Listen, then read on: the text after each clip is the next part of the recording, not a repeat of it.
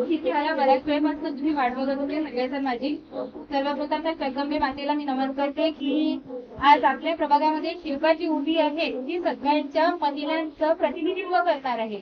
पुरुषांचा विषय मी इथे घेत नाही, कारण आपली महिला उभी आहे आणि महिलेला पाठिंबा देणं हा आपल्या महिलांचं कर्तव्य आहे.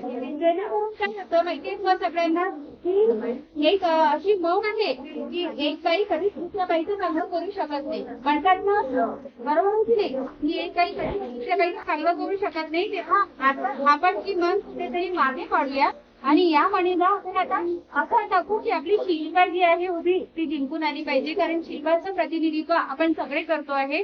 राष्ट्रवादी काँग्रेसने आपल्याला पाठिंबा दिलेला आहे, राष्ट्रवादीने आपल्याला तिकीट दिलेली आहे, आपल्यावर त्यांनी खरं तर विश्वास दाखवलेला आहे आणि त्या विश्वासावर आपण कुठेतरी खरं उतरू. याचा मला असं वाटतं की तुम्ही सगळेजण या गोष्टीला समर्थन देणार. आणि शिल्पा याच्यासाठी की मी बऱ्याच वेळापासून इथं आलेली आहे. तुम्ही सगळ्यांनी संयम ठेवला आणि इतका वेळ आमची सगळ्यांची वाट बघितली आणि या सगळ्या एवढ्या एका बाईला सांभाळणं, दोन बाईला सांभाळणं खरंच खूप कठीण असते. एवढ्या सगळ्या मॉब ती घेऊन चाललेली आहे.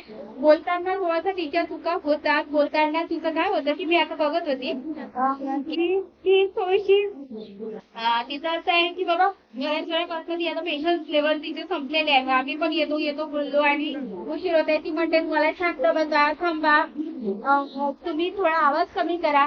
या सगळ्या गोष्टी दुजोरा पाहू द्या तुम्ही. म्हणजे तिच्याकडे दुर्लक्ष करा. ती अशी का म्हणते, ती याच्यासाठी म्हणताय की तुमच्यापर्यंत आवाज पोहोचला पाहिजे. फक्त तिचं जे बोलण्याचा टोन आहे थोडासा जोरात गेला, याच्यासाठी जोरात गेला कारण शेवटच्या बाईपर्यंत तो आवाज गेला पाहिजे. बरोबर आहे. तेव्हा तुमची सूड, तुमची मुलगी, तुमची बहीण असं समजूनच तुम्ही त्या सगळ्या गोष्टीला माफ करा आणि तिच्यासोबत शेवटपर्यंत असणार.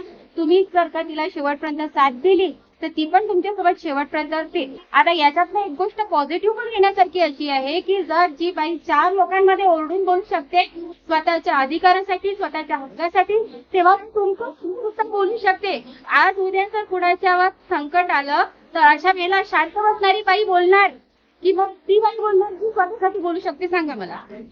बरोबर आहे. ते का माझं जर कुठे माझं चुकत असेल ना तर तुम्ही नक्कीच मला सांगा की ताई तुमचं चुकतंय, हे बरोबर नाहीये.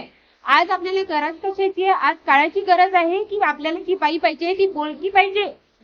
आता तुम्हाला माहितीये तुमच्या प्रभागामध्ये म्हणा किंवा चांदुरेलीमध्ये अशा कितीतरी महिला उभ्या आहेत की त्यांचा फक्त महिला राखीव उभा केलेल्या गेल्या आहेत का? तर त्यांचे नवरे उचली राहू शकली म्हणून त्यांनी त्यांच्या बायका उभ्या केल्या की नाही? बरोबर. नवरी राहू शकली नाही म्हणून बायका उभ्या केल्या. आता मला सांगितलं त्या प्रभागामध्ये बोलकी बाई कोणीच नव्हती का? दिला नाही त्यांनी. हे विचार गोष्ट आहे.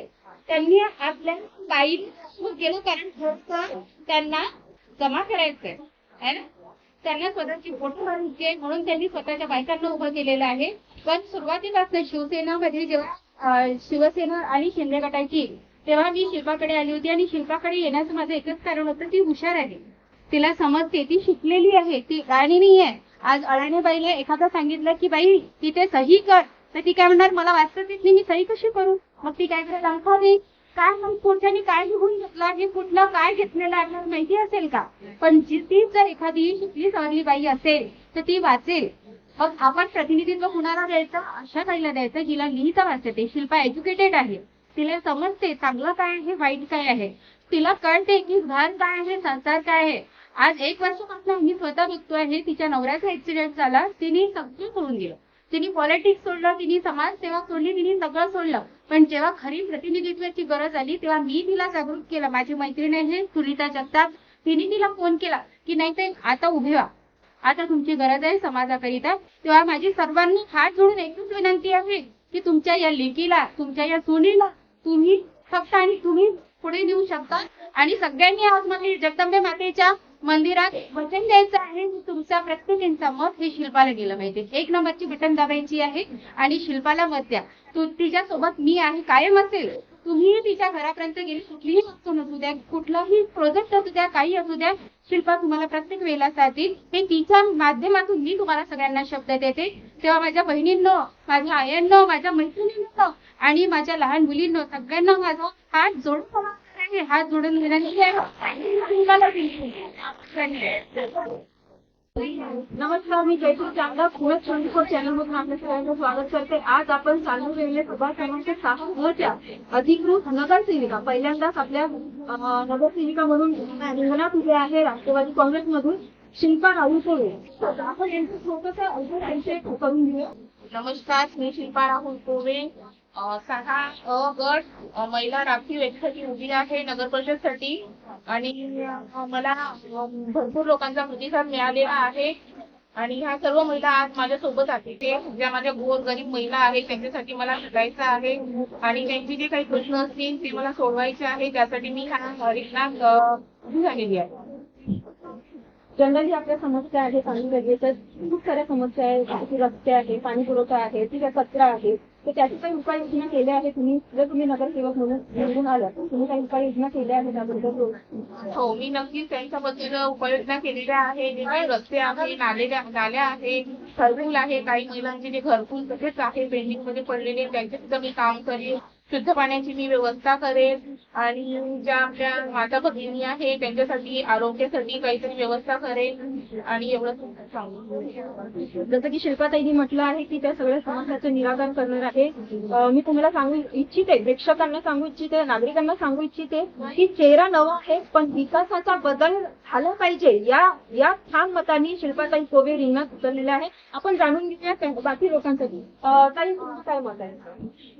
माझे मत आहे की आपण जे शिल्पाताईला जे आपण योग्य उमेदवार त्यावेळी यांनी निवडलेला आहे आणि मला पण अपेक्षा आहे की यांनी सत्तेने यांना मत द्यावं. शिल्पाताई आपल्या रिंगणात उतरल्या आहे. आपली सगळी समस्या शिल्पाताई हे सोडवणार आहे असं मला तिचे आश्वासन वाटत आहे.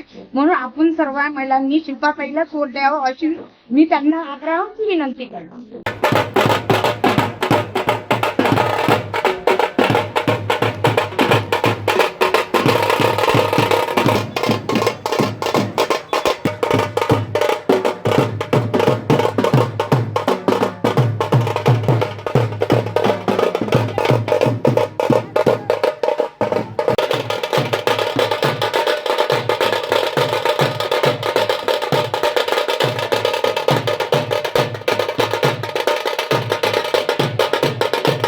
मी जयश्री चांदा चॅनलमधून आज आपल्यासोबत आहे आमदार संजय भाऊ खोडके.